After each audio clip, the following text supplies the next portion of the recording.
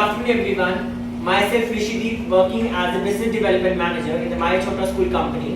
आज हमारे साथ मिस्टर मयंक सर जो कि जम्मू से बिलोंग करते हैं, जिन्होंने लगभग समवट अराउंड 5 से 6 महीने पहले हम लोगों के साथ जुड़े थे, राइट सर? तो आज सर हमें अपना लाइफ एक्सपीरियंस शेयर करेंगे कि उनको माय छोटा स्कूल के साथ जुड़कर कैसा लगा और क्या क्या अचीवमेंट्स उन लोगों ने मतलब वर्कआउट किए। तो प्लीज सर बताइए अपने बारे में। थैंक यू ऋषि जी।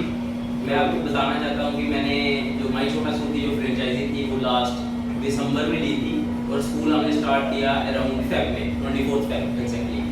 तो पिछले जैसे कि मैं आपको बताऊँ कि 2 साल से जैसे हमारा कोविड था तो सारे स्कूल्स बंद थे, ऐसे ही हमारा स्कूल भी था जो एग्जिस्टिंग स्कूल है हमारा 5th तक, वो पहले हम काम कर रहे हैं सिंस 91। ओके, तो उसमें स्ट्रेंथ जो थी वो इतनी ज़्यादा नहीं थी क्योंकि वहाँ पे कंपटीशन बहुत ज़्यादा था और मेरी मदर जो है अकेले चला रही थी, तो वो इतने ज़्यादा मतलब उसमें ना मैंने भी कोई फोकस नहीं दिया था, वो इतनी स्ट्रेंथ नहीं थी। लेकिन इस टाइम क्योंकि 2 साल से जब बंद था तो मेरे माइंड में आया कि क्यों ना अपने स्कूल को अपग्रेड किया जाए, तो कुछ ऐसा लाया जाए जो जहाँ पे ऑलरेडी नहीं है। तो फिर मेरे आइडिया आया कि मेरे को कोई ऐसा ब्रांड प्ले स्कूल का लाना चाहिए कि जो यहाँ पे अवेलेबल है ही लोकल। तो फिर मैंने सर्च करते करते मेरे को माई स्कूल का मैंने सर्च किया ऑनलाइन, तो फिर बात हुई, वहाँ पे अनु सर से बात हुई थी, फिर बाद में आपसे हुई, फिर दिसंबर में विजिट करके तो हमने फेब में को स्टार्ट किया जी। तो आज मैं 5-6 महीने के बाद बहुत खुशी से बता सकता हूँ कि अराउंड 50+ बच्चे हमारे फर्स्ट सेशन में एडमिशन हो गई है। ओके, तो वो सब कुछ जो है वो आपकी सपोर्ट से भी हुआ और हमारे एफर्ट से भी हुआ। तो अभी हम होप्स हो कि इसको हम नेक्स्ट मार्च तक 100+ करने की हमारी पूरी उम्मीद है। तो प्लीज सर अपने बारे में बताइए कि मतलब जैसे आपने बताया 5 to 6 मंथ्स में आपके पास 50+ स्ट्रेंथ हो चुका है, राइट? तो आप प्लीज हम लोगों के साथ सबके साथ शेयर कीजिए अपने एक्सपीरियंस कि आपने क्या मार्केटिंग टेक्निक्स यूज की या आपने स्टाफ सिलेक्शन कैसे किया या आपने किस तरीके से चीज़ों को मैनेज किया कि आज आपको फर्स्ट सेशन में ही 50 अराउंड एडमिशन है आपके पास। मैं ये बताना चाहता हूँ कि जब मैंने मार्केटिंग का जो देखा, मैंने सबसे पहले छोटी छोटी चीज़ें थी। एक तो फेसबुक का पेज बनाया, हमने इंस्टाग्राम का पेज बनाया, लेकिन उससे भी ज़्यादा जो इम्पोर्टेंट चीज़ है वो ये है कि हमें अपनी टारगेट मार्केट देखनी पड़ेगी। बिल्कुल, हम अगर किसी एक पर्टिकुलर एरिया में रहते हैं तो 60 किलोमीटर दूर से हमारे पास बच्चा नहीं आएगा। वहाँ पे अराउंड हमारे 15-20 जो किलोमीटर है उसी के अंदर बच्चे आए, क्योंकि बाहर भी स्कूल्स होंगे।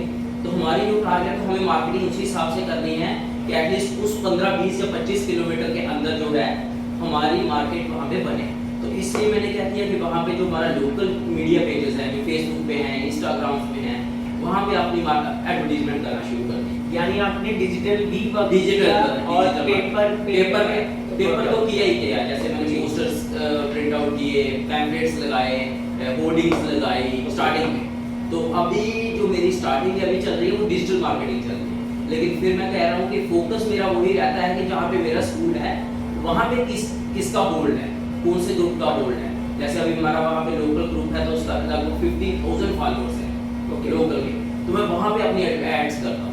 तो मेरी एक छोटी सी ऐड, कोई भी मैं एक्टिविटी करता हूँ स्कूल में, तो मैं वहाँ पे कोशिश करता हूँ कि वहाँ पे हमारी जो है उस ग्रुप में वो जाए, पोस्ट डाल देते हैं। तो जिससे क्या होता है कि वो मेरा ज़्यादा रीच बढ़ जाती है। ओके, तो उससे हमारी एडवर्टीजमेंट हो रही है।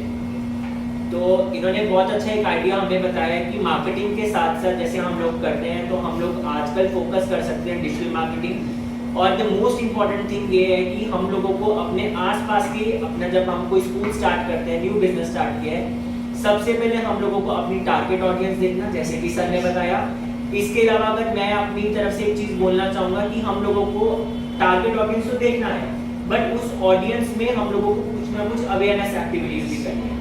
जैसे कि सर कुछ भी स्कूल में एक्टिविटी करते थे, वो पोस्ट डालते थे, तो इस तरीके से क्या है आपकी पब्लिसिटी, आपकी मार्केटिंग और इंक्रीज होती है, राइट? तो एक बेस्ट मेथड है जो कि सर ने हमें बताया। वो चीज़ मैं ऐड करना चाहता हूँ।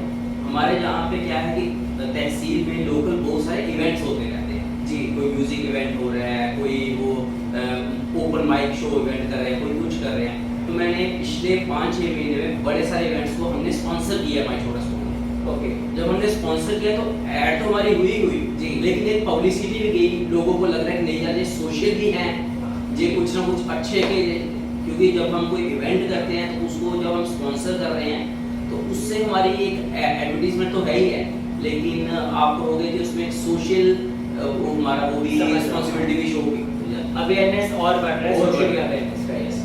तो सर और मेरे को थोड़ा सा बताइए कि काउंसलिंग स्कूल में आप करते हैं या कोई और काउंसलर है यहाँ नहीं, पे? मैं तो एक्चुअली मैं तो बैंक पे जॉब करता हूँ। ओके, तो मैं तो इंटरनल अफेयर्स का मेरे को कोई भी मैं उसमें इंटरफेयर नहीं करता। But हाँ, थोड़ी somewhat आप थोड़ी उसका help बहुत करते शाम हैं। के बाद अगर कुछ मार्केटिंग हो जाए या कुछ वो हो जाए, Okay. मैं उसी में इंटरफेयर करता हूँ। बाकी मेरी मदर चलाते हैं और मेरी वाइफ का सपोर्ट करता है। ओके। तो प्लीज सर थोड़ा सा एक बार ये भी बताइए कि स्टार्टिंग में आपने जैसे स्टार्टिंग में तो नो डाउट सपोर्ट रहा होगा, फैमिली को आपने किया होगा, तो स्टाफ सिलेक्शन आपने क्या किया, स्टाफ सिलेक्शन में आपने क्या क्या चीज़ें देखी? क्योंकि बहुत सारी कंप्लेंट आती है कि स्टाफ हम रख लेते हैं बट वहाँ पे टीचर कई बार ब्रांच की, डायरेक्टर की या ऑनर की नहीं सुनते, राइट?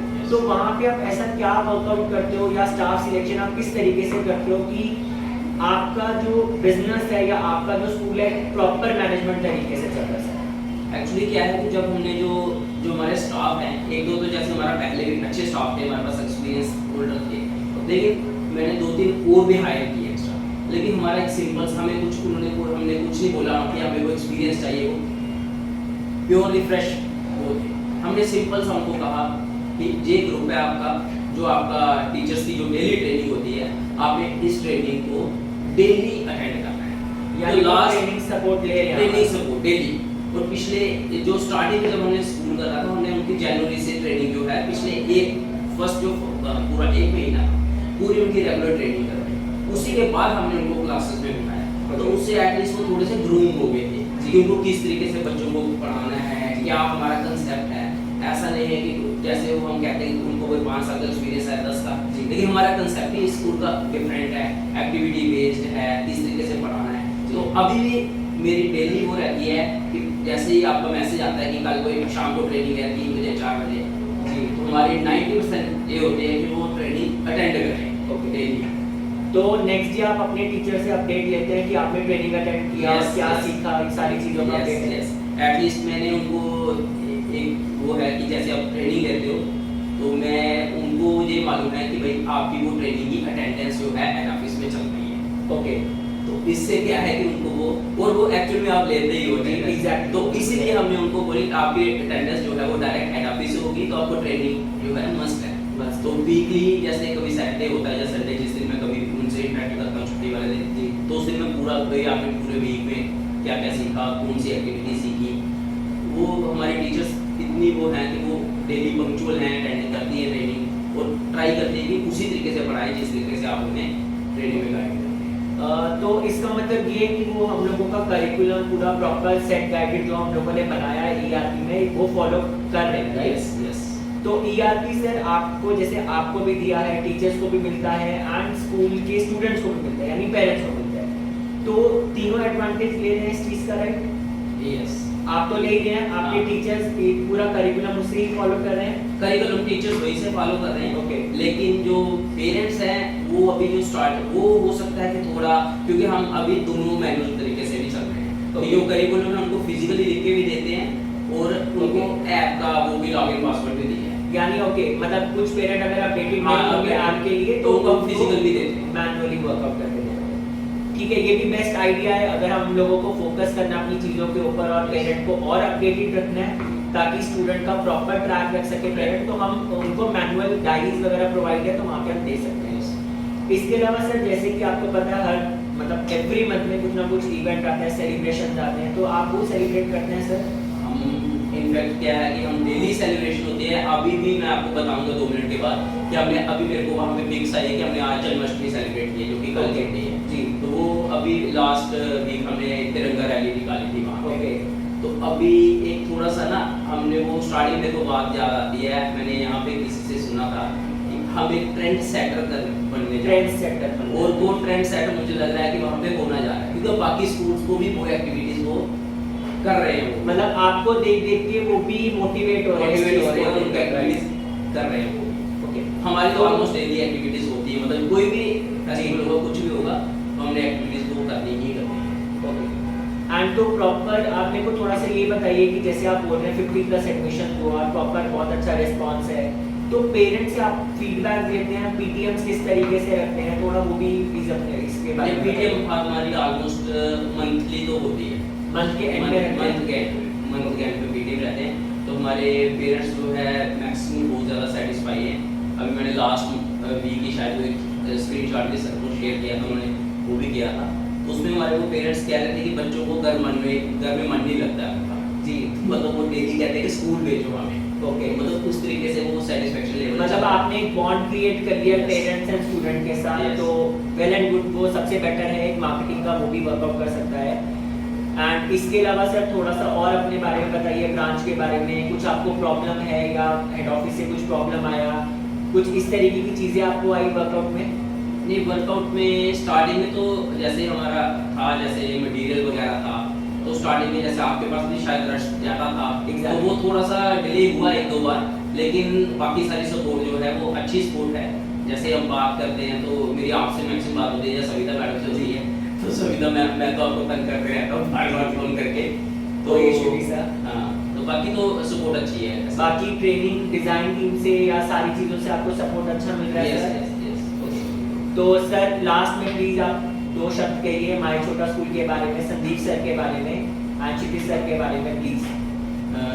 मैं संजीव सर और क्षितिज सर से लास्ट टाइम भी मिला था, और आज भी वो स्पेशली मेरे से मिलने आए हैं जी। तो वो उनके जो वीडियोस भी होते हैं या कोई जो वर्ड्स होते हैं वो डेली इतने खुद को एंगेज रखते हैं बीच में। संजीव सर का डेली मैसेज आते हैं इतने ज़्यादा, तो मतलब वो खुद को इन्वॉल्व कर रहे हैं हर चीज़ में, तो जिससे क्या मिलता है कि हम सभी को ना मोटिवेशन मिलती है। ऐसा नहीं है कि भाई बाकी स्टाफ मेंबर काम कर रहा है, जो हेड है वो आराम से, वैसा नहीं है।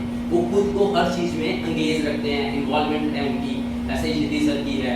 तो उससे क्या होता है कि हम सभी को मोटिवेशन मिलता है, नहीं यार हमारे हेड ऑफिस कुछ कर रहे हैं, वो हमें बता रहे हैं कैसे कैसे करना है डेली, तो उससे हमें मोटिवेशन मिलता है और एक अच्छी सपोर्ट भी मिलता है।